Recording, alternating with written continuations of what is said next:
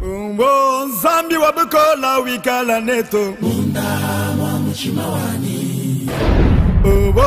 Zambi wabukola wikala neto. Munda mwa mchimawani. Numa wikala neto. Wikale ye. Munda mwa mchimawani. Numa wikala neto. Wikale ye. Munda mwa mchimawani. Nyuma wa Zambi wikala neto. Munda mwa mchimawani. Numa wikala neto. Wikale yolele. Munda mwa mchimawani.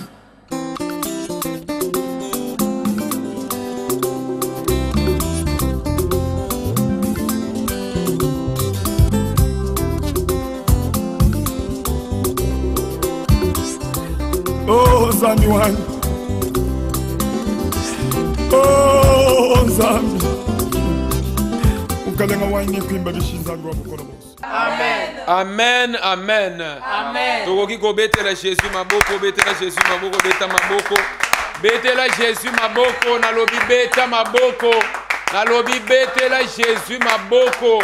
Nalobi Nzambe apambola yo. Amen. Nalobi Nzambe apambola yo. Amen. Nalobi que Dieu te bénisse abondamment. Amen. Amen. Amen. Nzambe na biso akumisama bien-aimé bisiko zwami. Nalobi Jésus-Christ azala Nzambe na yo. Amen. Wezali prière na biso ya protection divine. Oyo to mesana ko sala na bilombe ya intercession ya centre de réveil spirituel. Bato ba yaka na moto, bato ba yaka na ba prière ya minduki, bato ba yaka na ba prière oyo ebenga na kabandoki pembeni ya batu.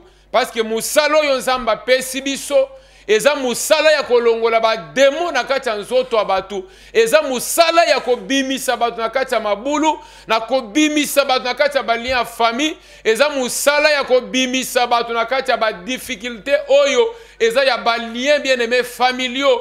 Yango na lobby na tongo na lelo bien-aimé, na midi na lelo, soit na poko na lelo, et cela dépend de l'heure à laquelle oyo landa biso, na lobi Nzambe akosala eloko moko na kati ya vie na yo. Amen. Le problème ane ke yo ozala kaka na kondima. Bien-aimé, soki oza na kondima, obiso tokosala na mukolo ya lelo, et kobakisa quelque chose na kati ya vie na yo bien-aimé. Mais le problème ane ke ozala kaka na kondima. Kondima c'est un élément très important na kati ya vie ya ba chrétien.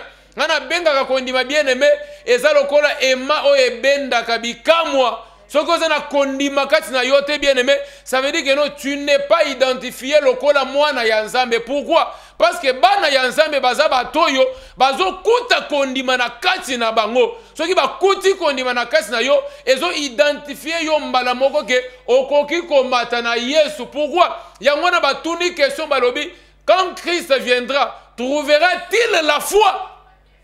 Yangwana na lobi kondima il faut ezala na kati ya vie na yo. Yango toza na kati ya ko exploiter thème na biso ya monene na kati ya église na biso ya centre de réveil spirituel we kambami na musali na Nzambe évangéliste Claude Kabundi Walesa we zolo baboye témoin juste vivra par la foi. Bien-aimé, sengelo zala na kondima. L'impact de la foi n'est pas dans les choses visibles, mais l'impact de la foi, bien-aimé, est dans les choses invisibles, bien-aimé. Ça veut dire que nous n'avons monate, mais nous avons dit que l'okomoko ekokiko salama. Batali Nazareth, batali boye kondimezate. Mais on pose une question. Est-ce que peut-il venir de Nazareth quelque chose de bon? Il faut toujours avoir la foi pour nous dire que oui. De Nazareth peut-il venir quelque chose de bon? Batali yo boy bien aimé oza informe vide, mais muto atali amoni yote amoni ndeza. Et ça lokola batu na kati ba linette na bango, ils étaient en train de regarder David bazo mona ye mwana molesi bampate, mais na ba lunette ya Nzambe, azotala David, il les voyait tout un roi d'Israël. Les gens peuvent toutefois te regarder bien aimé, pas à ta juste valeur, mais il y a un homme qui peut te regarder à ta juste valeur, ce n'est que Jésus-Christ de Nazareth. Yango na lobi Jésus wana lelo akota na kati ya vie na yo asala quelque chose. Amen. Amen, amen. Yango na zana posa avant to évoluer topesa nanu nzambe na biso merci. Zambo ya bateli biso, zambo andimi biso na kati ya présence ye. Tokoki kopesa nzambe nini. Bien-aimé na lingoza la reconnaissant liboso ya nzambe. Na lingo tala makambo nzamba sai na kati ya bomoi na yo. Eloko nini yo koki kopesa na nzambe. Eloko nini yo koki kozongisela ye bien-aimé. Ba corona ebandi esili lokitu ezalaki ya kosakana te bien-aimé. Tokokufa lelo tokokufa lobi. Tokomakanisa peut-être dans un mois nde tokufi. Peut-être dans 2 mois tokufi. Obeli kosu ozo mona kaka obeli corona. Mais nzamba longoli biso na biloko nyonso na bien-aimé. Yo yebi bien. Okoma koloba déjà oyo ezai kaka yango. Yo omiyebi. Obana lo bangana kobi oyo ezaka yango. Mais malgré ezaki yango nzambe ya walesa tiki yote. Nzambe ya walesa bikisio. Pourquoi tu ne peux pas être reconnaissant, bien-aimé? Kobimisa maloba. Na kamo katango bato bazanga maloba na kati ya remerciement. Oh, remerciement eza moment o mutoko zanga maloba te. Yango mo yembi azo yemba azo loba. Maloba ezanga te. Yango mutu muso azo yemba lobi. Makambu yo salelinga. E boti singa nzembo ya sika. Alobi makambu nzamba ko salela yo. E pesa yo nzembo ya sika. Amen. E pesa yo ko seka seka. Yango nazana posa o reconnaître. Oba na kopesa nzambe merci. Oba na kopesa nzambe merci. Pona nyonso asana kati ya vina yo. Oba na kotombola nzambe. Oba na kokumisa ye. Oba na koeleve ye. Yango avant to avancer bien aimé nazana posa to yemba muke. Ata ba bichaka chaka ezate to go yemba muke ne to pesi nzambe merci. Oh natondi yo nkolo. Alléluia natondi yo nkolo ame ame natondi yo nkolo. Alléluia natondi yo nkolo ame oh natondi yo nkolo.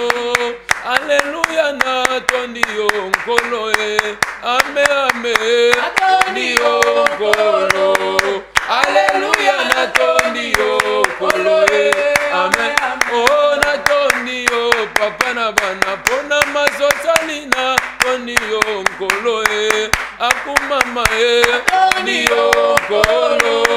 Alléluia natondi yo nkolo amen oh natondi yo nkolo. Alléluia natondi yo nkolo amen amen yo nkolo. Alléluia natondi yo nkolo amen oh natondi yo nkolo. Alléluia natondi yo nkolo amen amen yo nkolo.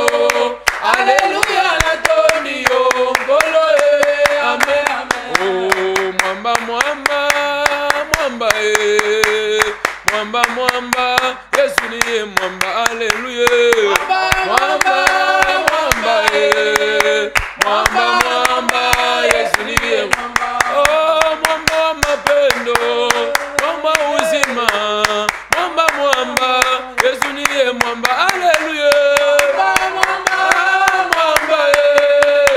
mwamba mwamba Yesu ni mwamba. Oh mwamba wa mapendo mwamba uzima mwamba mwamba wagwimba ni mwamba. Alléluia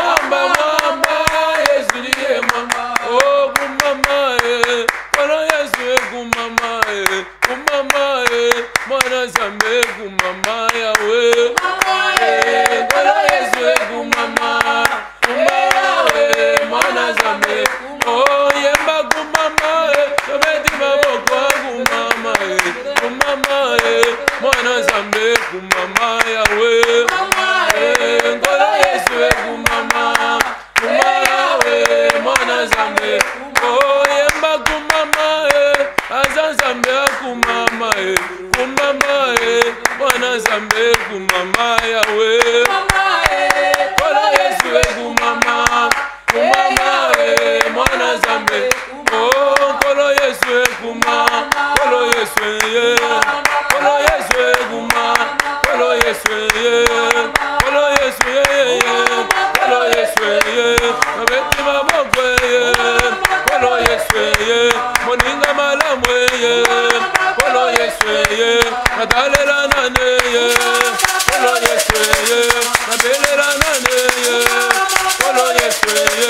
natalela nani moninga malamu kolo Yesu natalela nani kolo Yesu moninga malamu kolo Yesu motungi nanga kolo Yesu mogonzi nanga kolo Yesu mogonzi nanga kolo Yesu natalela nani kolo Yesu nabelela nani kolo Yesu moninga malamu kolo Yesu moninga malamu kolo Yesu robana yoka kolo Yesu karana simba kolo Yesu moninga malamu kolo Yesu yone zamba walesa kolo Yesu yone zamba walesa kolo Yesu kotalela nane kolo Yesu kobelela nane kolo Yesu molimo musanze kolo Yesu moninga nanga kolo Yesu mogonzi nanga kolo Yesu Adonai kolo Yesu kotalela nane kolo Yesu kolenga wanye kolo Yesu Elohim kolo Yesu Adonai kolo Yesu mogonzi nanga kolo Yesu mogonzi nanga kolo Yesu mogonzi nanga kolo Yesu tobeti maboko kolo Yesu tobeti milolo kolo Yesu tobeti milolo kolo Yesu tobeti milolo kolo Yesu yakosale kolo Yesu yakosale kolo Yesu kolingi dosime kolo Yesu kolingi domone kolo Yesu mogonzi nanga kolo Yesu mogonzi nanga kolo Yesu mogonzi nanga kolo Yesu Adonai kolo Yesu Adonai kolo Yesu mogonzi nanga kolo Yesu alenga wanye kolo Yesu mugalenga wanye kolo Yesu mugalenga wanye kolo Yesu papa wanye kolo Yesu danganye kolo Yesu wamudulu wanye kolo Yesu wagwela muyenga kolo Yesu wagwambila nyanda kolo Yesu wagwambila nyanda kolo Yesu wagwela muyenga kolo Yesu wagwela muyenga kolo Yesu wagwambila nyanda kolo Yesu papa wanye kolo Yesu papa wanye kolo Yesu kilo wanye kolo Yesu wagwela muyenga kolo Yesu wagwambila nyanda kolo Yesu wagwela muyenga kolo Yesu wagwela muyenga kolo Yesu wagwela muyenga kolo Yesu wagwela muyenga kolo Yesu papa wanye kolo Yesu papa wanye kolo Yesu wakabundi wanye kolo Yesu wawanzela jeba kolo Yesu papa wanye kolo Yesu wagwela muyenga kolo Yesu mugalenga wanye kolo Yesu wagwambila bana kolo Yesu wakuleja bana kolo Yesu Yesu yo ronde chaka panga yo yo yo kolo Yesu yo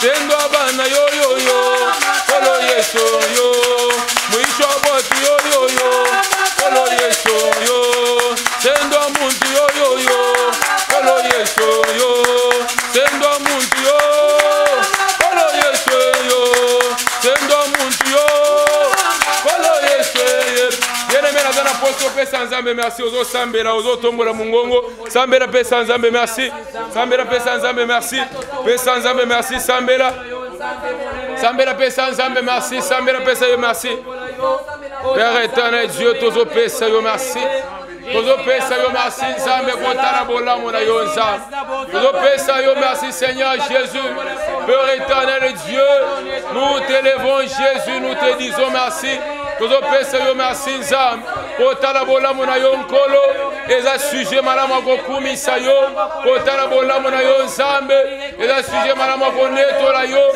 yango tozotombola mingongo na biso bien-aimé bana kotombola ye pesa yo merci bana kolobela nzambe pesa yo merci tala bolamu ya nzambe na kati ya vi na yo oh Jésus de Nazareth tozopesa yo merci Jésus tozopesa yo merci Jésus tozotombola yo nzambe tozotombola yo nzambe mususu lokola yo azate nzamba kotombola nzamba kokumisa topesa yo nini nzambe topesa yo nini nzambe mitema na biso ezokumisa yo mitema na biso ezonetola yo nzambe mitema na biso ezopambola yo Père éternel Dieu tozopesa yo merci Père éternel Dieu tozotombola yo papa tozo reconnaître bolamu na yo nzambe yango totomboli kombo na yo yango tozopesa yo merci nzambe lokola yo azate gloire à toi Seigneur Jésus gloire à toi Père éternel Dieu oh Jésus de Nazareth nous te sommes infiniment reconnaissants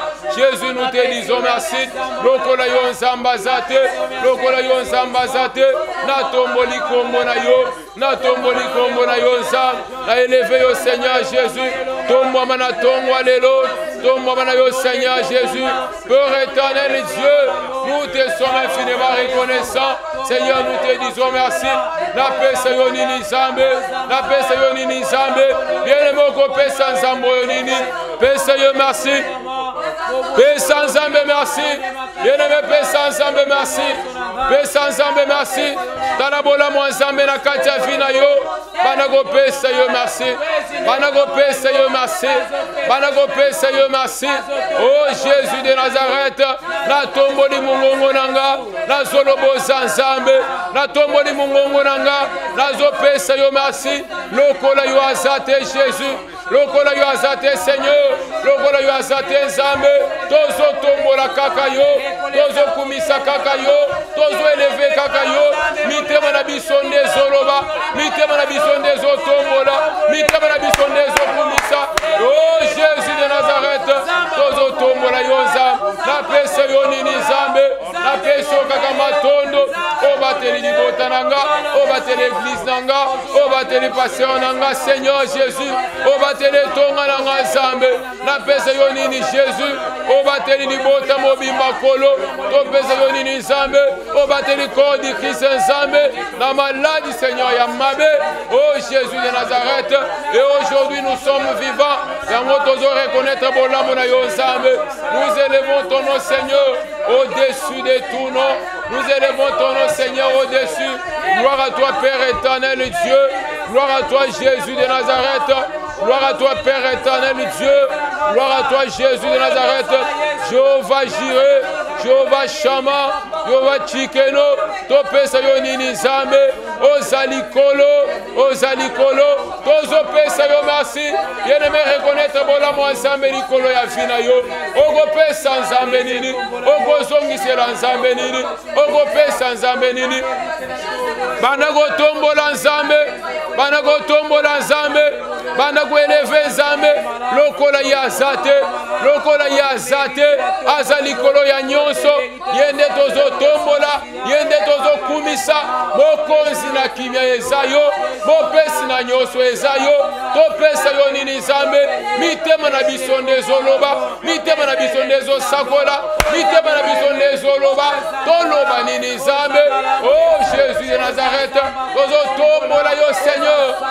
eleve yo nzambe mosusu lokola yo aza te tozopesa yo kaka matondo tozoremercie yo nzambe ntango tozotala bolamu na yo nzambe tolobi oza nzambe tolobi oza likolo tolobi oleki nyonso oza likolo ya nyonso nzambe Jésus de Nazareth yepowa yepowa yepowa yepowa yepowa yepowa mokonzi na kimia eza yo mosungi na nyonso eza yo mokonzi na mapinga eza yo tozotombola yo nzambe tozotombola yo Seigneur Jésus lokola yo aza te oza nzambe o Jésus de Nazareth tombama na yo Seigneur Jésus kumisama na yo nzambe oza au-dessus de tout Seigneur. Merci pour la bolamu na yo nzambe. Merci pour la bolamu na yo nzambe. Merci pour la bolamu na yo nzambe. Au nom de Jésus-Christ Nazareth. Bien-aimé nalobi nzambe apambola yo. Nalobi nzambe apambola pozo sambela bien. Nalobi nzambe apambola pozo sambela bien. Nalobi oza mutu ya moto. Nalobi nzambe apambola yo. Oyebi ntango ozosambela bien-aimé loko ya mutu ya il faut kozala décider. Mutu aza décider, aza déterminé. Oh, mutu aza déterminé nyonso wana bien-aimé ezali ba elema oyo eza na kati ya kondima. Ça veut dire si quelqu'un a la foi, il a la décision. Si quelqu'un a la décision, bien aimé, il est déterminé pour nous simba et lokoyo azana ngoposa pe azo doutete. Yango na lobi boye lelo eloko tour ozaki na ngoposa lokolo zana kondima na lobi okozwa yango. O na lobi soki eza guérison okozwa yango. Soki eza mbongo na lobi okozwa yango. Soki eza libala na lobi okozwa yango. Soki eza esengoni na lobi okozwa yango. Oh, na yebiso zala kaka na kondima. Kondima eza ema ya bikamwa. Eza ya miracle. Tango yozo bezaka na kondima. Yango ekobanda kobenda bikamwa. Yango ekobanda kobenda miracle. Yango na lobi boye. Soki kondima na yo ya lobi ebenda ki bikamwa te. Na lobi ya lelo ebenda bikamwa. Oh, soki lobi amen na lobi ebenda bikamwa.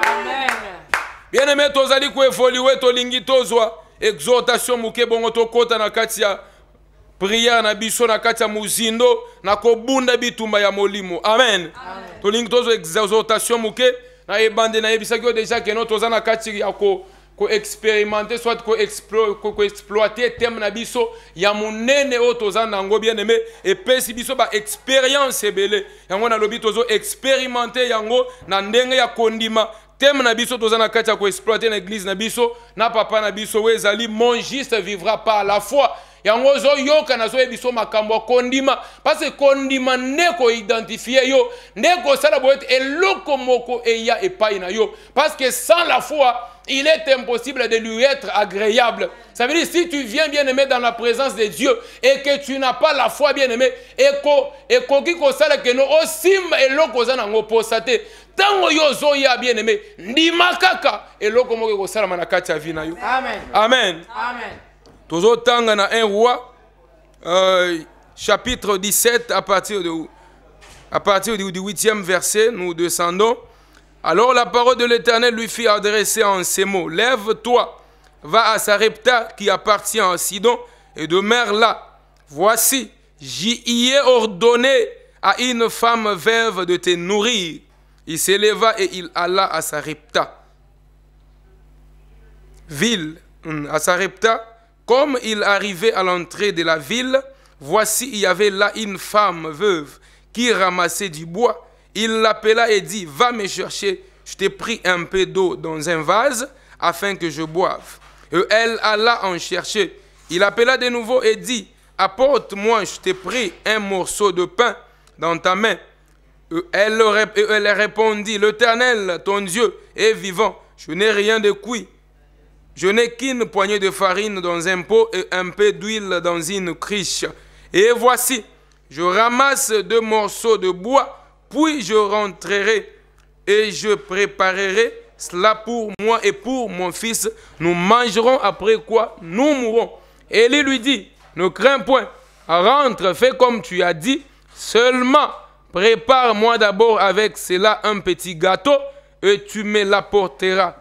Tu en feras ensuite pour toi et pour ton fils. Amen. Amen. Nous pouvons nous arrêter là-bas. Et pour ton fils, nous sommes arrêtés sur le 13e verset. Amen. Amen. Que Dieu te bénisse abondamment. Amen. Mais j'aimerais récapituler quelque chose. Lève-toi, le 9e verset. Lève-toi, va à Sarepta, qui appartient à Sidon, et demeure là. Voici, j'y ai ordonné à une femme veuve de te nourrir. Amen. Amen. Amen. Amen. Je vais te parler sur l'ordonnance divine. Amen. Amen. Dis l'ordonnance divine. L'ordonnance divine. Loba l'ordonnance divine. L'ordonnance divine. Bien-aimé, toza na kati ya kondima, mais na kati ya kondima, il y a aussi l'ordonnance. Amen. Amen. Il y a aussi l'ordonnance oyo ezo ute pa ya batute mais ezo ute pa ya nzambe. Ordonnance oyo bazokoma na loboko boete mais bazoloba yango na munoko. Sabe munganga tango maladi azoya asalelaka ye ordonnance azokoma na kati ya papier, akomi na kati ya papier duplicateur soit na carnet, mais eza na ordonnance moko oyo ezobima na maloba, ezowuta na bandoki te, ezowuta na tata mwasi te, ezowuta na noko te, mais ezowuta na créateur des cieux et de la terre. Amen. Amen. Yango na lingina lobela bien aimé na mukolo na lelo, l'ordonnance divine eza maloba. Eza ya batute, mais eza malobe zo ute pa ya nzambe. Ça veut dire moi si oyo bien aimé, bazali ko betele biso li solo e bandaki bisika Eli aye ko senga yete. Mais soki oza na 9e verset, liboso nango bako betele li solo ndenge Eli a verrouillaki lola de façon que mbule beta te, sécheresse koti, nzala koti. Alors esengela ki nzambe afongolela yenzela akende bisika moko po Eli akufa nzala te. Amen. Amen. Akufa nzala te. Ndeba yebise balobi nzamba zo yebisa ya lobi va à Sarepta. J'y ai ordonné à une femme veuve. Amen. J'ai ordonné à une femme veuve. Bien aimé, j'ai ordonné. Ça veut dire que nos tango Eli azokende na lolenge na ye moko te, mais il y a déjà l'ainsi dit l'Éternel bien-aimé qui se transforme en ordonnance divine. Amen. Abi j'y ai ordonné yo kende kaka. Est-ce que likamwana yo zo kende? Est-ce que nzamba si alobi liloba moko? Pourquoi ozokuta na échec? Parce que Dieu n'a pas ordonné. Il faut que Dieu dise quelque chose. Bien-aimé na libala wana ozokota. Il faut que Dieu dise quelque chose. Nakata commerce wana ya shino zoluko kende. Il faut que Dieu dise quelque chose bien aimé. Nakata projet wana olingo sala. Est-ce que Dieu a ordonné? Est-ce que Dieu a parlé? Alors il va à Sarepta. J'y ai ordonné.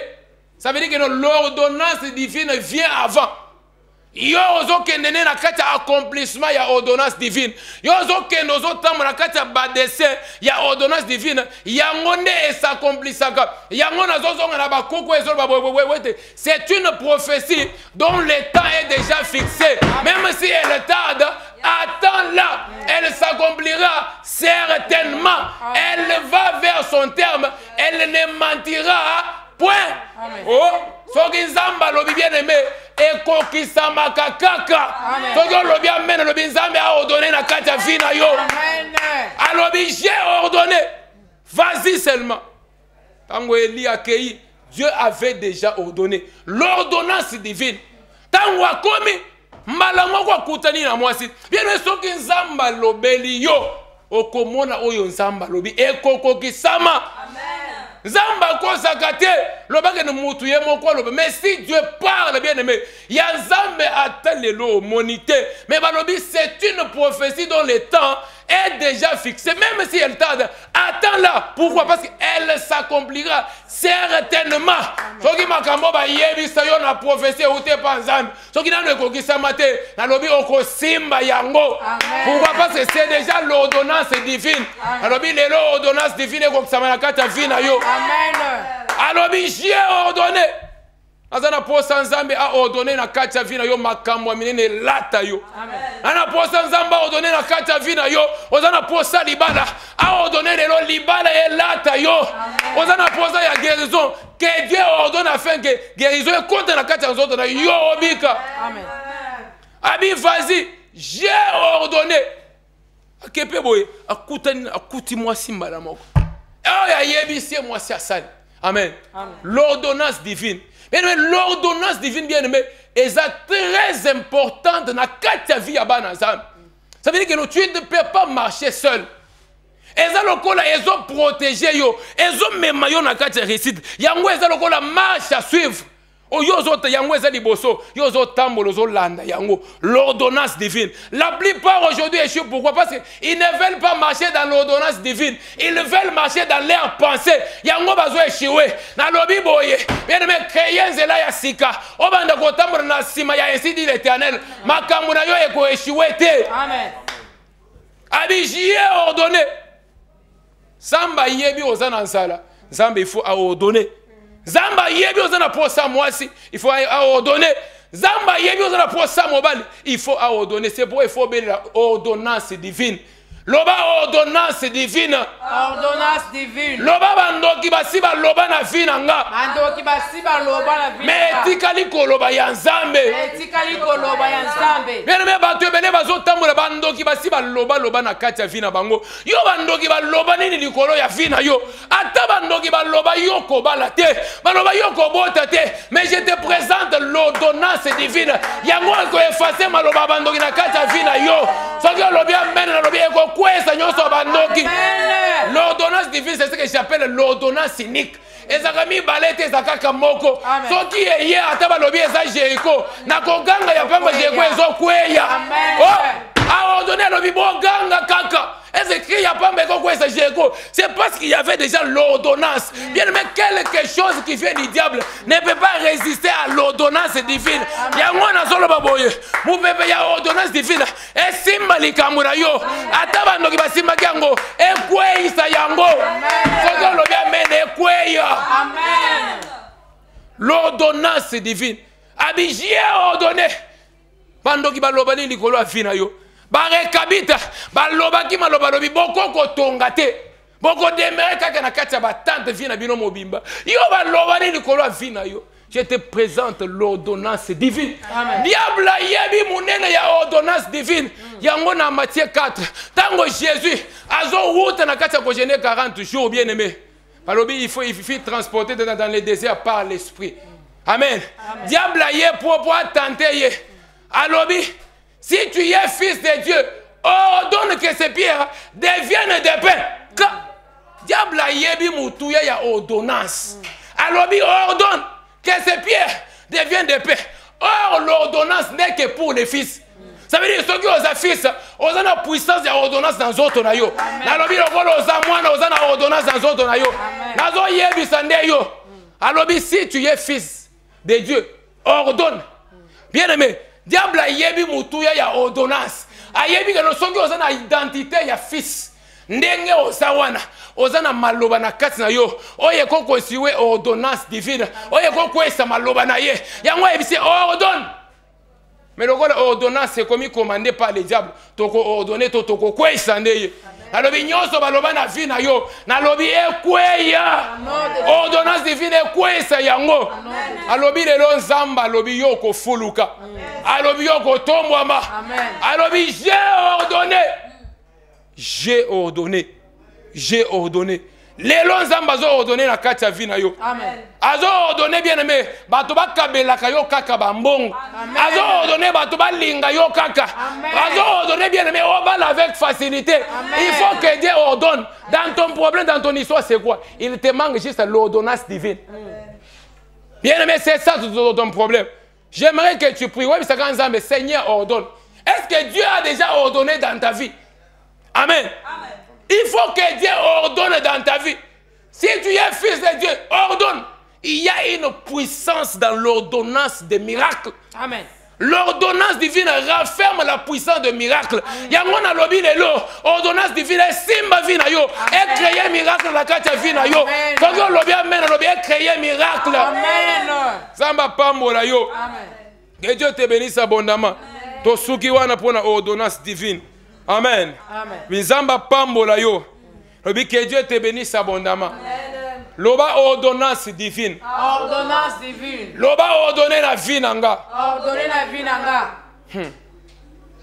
Il ordonne que yo, vous êtes puissant. Amen. ozala likolo Amen. ozala likonzi Amen. azo ordonné yango bandoki balandaka yo lelo bakweya na se yo otambo likolo na bango Amen. bazala bamarche pied na yo. Amen. Il ordonne. Amen.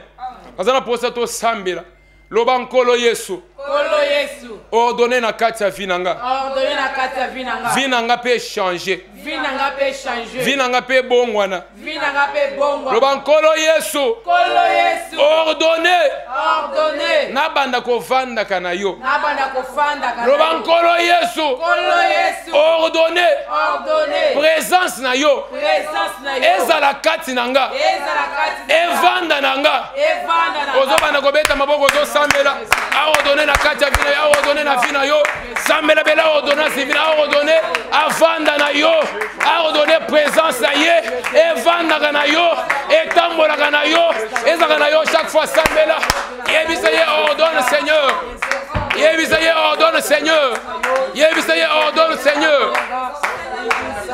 j'y ai ordonné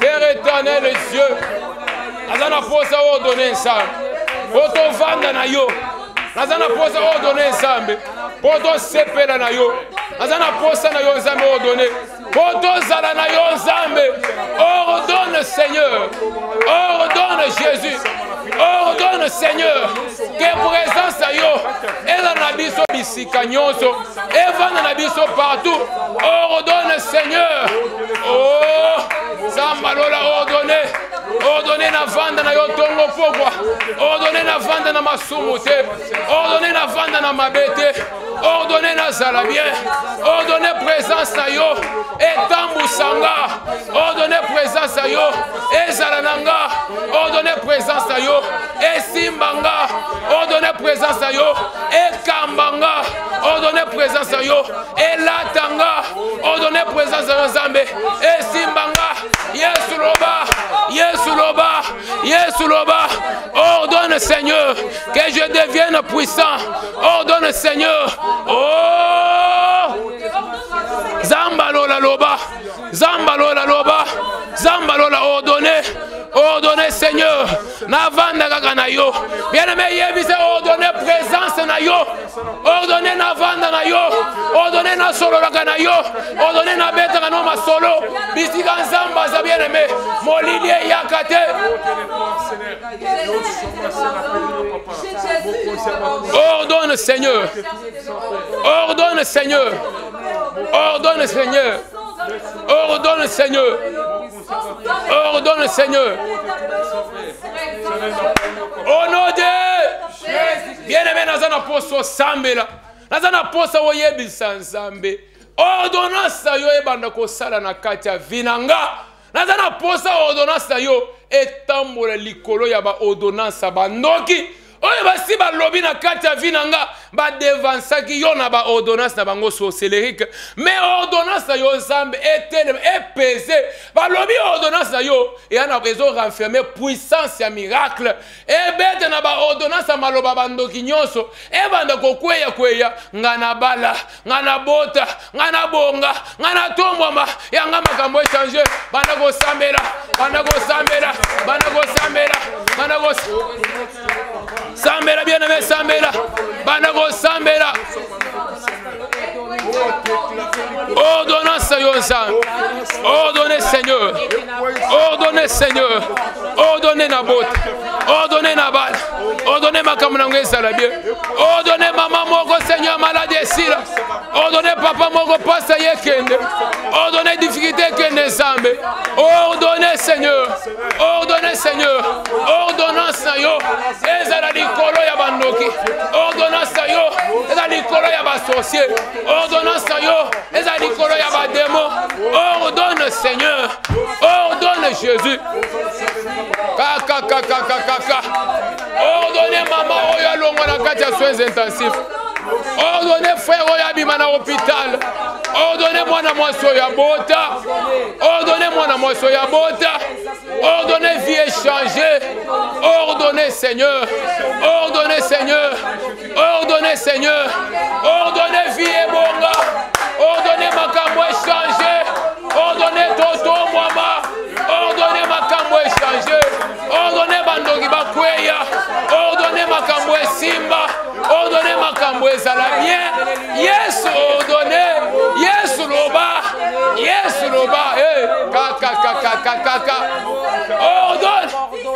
Ordonne, Seigneur. Vie n'a pas changé. Ordonne, Seigneur. Nalongwa pena makolo. Ordonne, Seigneur. Nalongwa pena kofute. Ordonne, Seigneur. Nalongwa pena vie ya kolanda landa batu na siba. Ordonne, Seigneur. Ngana lembi nzambi. Na lembi kolanda batu na siba. Na lingi kolia na sima. Na lembi, Seigneur. Na lembi kolia na sima batu nzambi. Na lembi kosenga batu. Na kome ofanda na zela. Kosenga zambe. Vie ya mendicité, Seigneur. Na boya ngo zambe.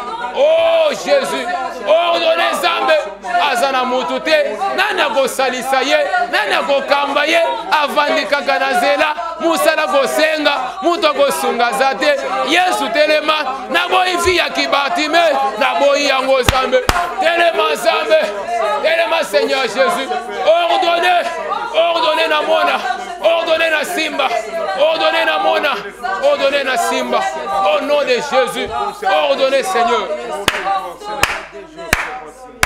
Bien-aimé, nalobi nzamba pambola yo. Nalobi nzamba pambola yo. Loba lelo. Ozolobosa na sena lingo mata. Loba naza décidé. Yakobebisa. Ba ordonnance nyonso. Oya bandoki. Nakati ya vinanga. Loba naza na kondima. Loba ba ordonnance nyonso. Lelo nazo ndima. Ke ezozika. Avant otumba ba ordonnance wana bien-aimé naza na posa to pasolango. Bato ebele bazo tambola nsoka nde basi ba ordonna balobi ye akoko balate akoko tomwa mate akoki ko seka te bien-aimé. Tokutana na bato moni muto alobi papa ngai boye baloba na tikala ko seka na vite abetelo di solo simbi mutu. Bien-aimé yo pe li solo ni ya yo ezalo lengeni. Ba ordonna nini na kati ya vina yo. Ya yo makambo esimba kaka te azana pose bien-aimé lelo o bana ko pasola. Simba ozona swana tombolango. Ozokota na mode esprit tombolango. Ale bana ko pasola yango. Bana ko pasola ba ozona sabademo. Bana ko pasola ba ozona sabandogi. Bana ko pasola ozo pasola ngozo bwaka. Pasola maloba ya mabe. O balobi yoko bota te. O balobi yoko balate. O balobi yoko bongate. O balobi yoko sepelate. Bana ko pasola. Bana ko pasola. Bana ko pasola. Bana ko pasola. Bana ko pasola. Pasola yango. Pasola yango. Pasola yango. Roba le rezo pasuka. Roba le rezo pasuka. Nazo pasola nyonso. O balobi nako bongate. Nako zala bien te. Nako balate. Alobi nazo pasola. Alobi nazo pasola. Ordonnance sabademo. Ezo pasuka lelo. Ezo pasuka lelo. Bien-aimé pasola. Ezo pasuka pasola yango. Pasola yango. Pasola yango lele pasuka. Pasola yango pasuka. Oh, yaba maladi nazo pasola. Yaba maladi nazo pasola. Au nom de Loba moto. Ezopela. Loba bisika nyonso. Basala linga ba ordonnance mabe. Loba lelo. Moto ezokende. Ezotumba. Ezozikisa. Ba ordonnance nyonso mabe. Au nom de Ana zolo ba bisika nyonso bakaka ezozika. Ata basalango na mboka. Ata na famille na yo. Ata na cimetière. Ata na zamba. Ata na seya mai. Ata likolo ya nzete. Ata na mapata. Soki na lobi envoyé ozo bakaka feu 3 fois. To salango 3 fois. To bandi ko pelisa ngo moto. Envoyé. Feu. Envoyé. Feu. Envoyé. Feu. Banako pelisa ngo moto. Epela moto ezika. Epela moto ezika. Epela moto ezika. Epela moto ezika. Epela moto ezika. Epela moto ezika. Ordonnance ezika. Ordonnance ezika. Ordonnance abandoge ezika. Ordonnance abandoge ezika. Ordonnance abandoge ezika. Ezopela moto. Ezopela moto.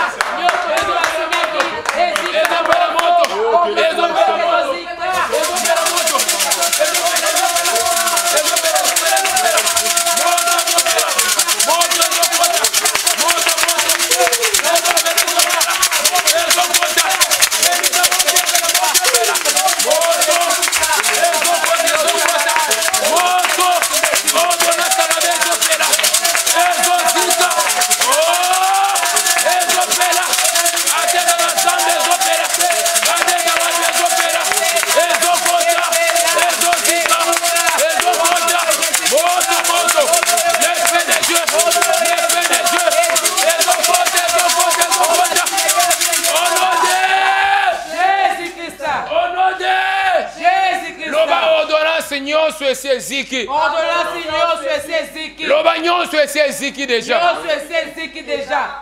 Lokola esi eziki déjà naza na poste osalaka eloko moko ya récupération. Amen. Amen. So nalobi sauter ozo sauter obandi ko récupérer biloko na yo. Wana eza reketa suka. Sala concentré. Allez sauter! Banda ko récupérer biloko na yo nyonso bazo récupérer. Azo récupérer mbongo. Azo récupérer sengo. Azo récupérer kimia. Azo récupérer mabala bato esengo bato. Na récupérer yanga nyonso. Na récupérer bana, na récupérer biloko esengo. Ma voyage réussite. Na récupérer makamu. Na récupérer kimia au nom de Jésus. Na récupérer bon zambe. Na récupérer sanctification. Na récupérer sengo. Réussite élévation au nom de Jésus. Au nom de Jésus. Au nom de Jésus. Loba naza molongi. Loba naza molongi. Molongi moko abetele Jésus maboko makasi. Betele Jésus maboko. Beta milolo, beta maboko, beta milolo. Beta maboko. Kaka ndo beti maboko wana lobi nzamba wale sesi ya pambolo deja. Amen. Kaka ndo beti milolo wana lobi nzamba wale sesi ya koti na kati ya vi na yo. Amen. Abi j'y ai ordonné. Amen. Amen. J'y ai ordonné. A ordonné na kati ya mboka wana na mwasi moko. J'y ai ordonné. Amen. A ordonné loko moko na vi na yo lelo. Kaka na suka boye bien aimé. O s'écaper. Amen. Ata to komi na se ya mbula na suka mbula na lobi. A ordonné que non mbula oyo aussi lisango na kolela te. Alobi okosi sango na esengo. Amen. Wana eza ordonnance nzamba pesio. Amen. Comme tu na question lobi o bongo mbula esi na gobala ne bien aimé atetikali mikolo mi bale. On a kaka mukolo suka samba peso mbongo. Otali bolobi ezanzambe to ezanini zokande ordonnance esi elo isalamaki deja yango na lobi ordonnance nzambe esimposer likolo ya ba ordonnance abandoki zamba pambola yo makasi wezaki groupe d'intercession ya centre de réveil spirituel we kambami na musali na nzambe évangéliste Claude Kabundi Walesa tozaka na beau marché ne quartier tozaka na commune ya Barumbu sogo oza na beau marché oza côté ya Phoenix au Kitimuke au commune à Régal au Tunikaka keno église ya centre de réveil spirituel ya papa Walesa mutu nyonso ata mwana 5 ayebi papa Walesa ayebi église na ye akoya kolakisa yo soki pe nzamba asaleli yo kozanga kosignale biso te okobengaka banimero wana eza na seke nzambe ya Walesa asaleli nga na beau marché tozalaka na avenue Bokango 205. Amen. Zamba pambola yo tosambelaka chaque mercredi à partir de 7h30 jusqu'à 10h30. Chaque vendredi tozalaka na pokwa à partir de 15h30 jusqu'à 18h30. Alors, chaque dimanche, nous avons des cultes. Il y a liboso et bandaka de 7h jusqu'à 10h30. Il y a mi balai de 11h30 jusqu'à 14h30. Zambe a pambola yo. Nalobi nzamba pambola yo. Zamba pambola yo. Zamba pambola yo. Zo pesa nzambe merci pour na nyonso nzamba salelio. Pesa nzambe merci sambela pesa yo merci. Pesa nzambe merci pour na bobateli pour na kimia salio. Sambela pesa yo merci. Seigneur merci pour na nyonso sali. Merci pour la bikamwa, merci pour la victoire, merci pour la kimia, merci pour le sengo, merci pour la bola monayo. Au nom de Jésus-Christ Nazareth, ton numéro sali na kombo na Yesu. Amen. Amen. Au revoir, Nzamba Pambola yo, à la prochaine. Nzamba Pambola, Pambola, Pambola.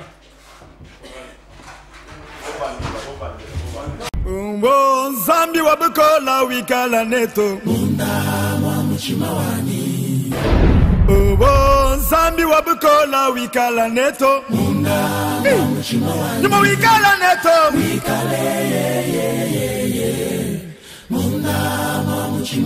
Nyuma wikala neto.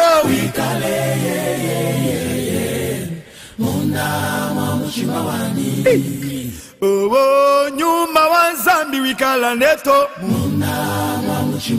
Nyuma wikala neto wikale. Yolele.